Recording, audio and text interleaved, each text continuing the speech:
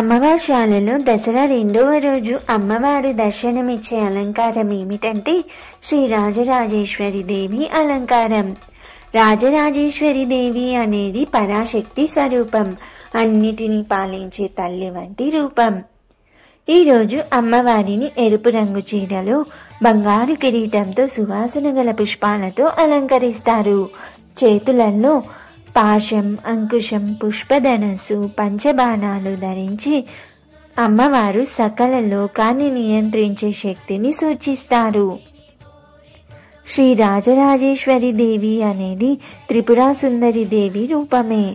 ఆమెను ఆరాధించడం ద్వారా భక్తులకు ఐశ్వర్యం, జ్ఞానం, ధైర్యం లభిస్తాయని శాస్త్రాలు చెబుతున్నాయి. కడప అమ్మవారిశాలలో రెండవ రోజు ఈ అలంకారాన్ని దర్శించడం వల్ల ఇంటి శాంతి, సౌఖ్యం కలుగుతుందని భక్తుల విశ్వాసం.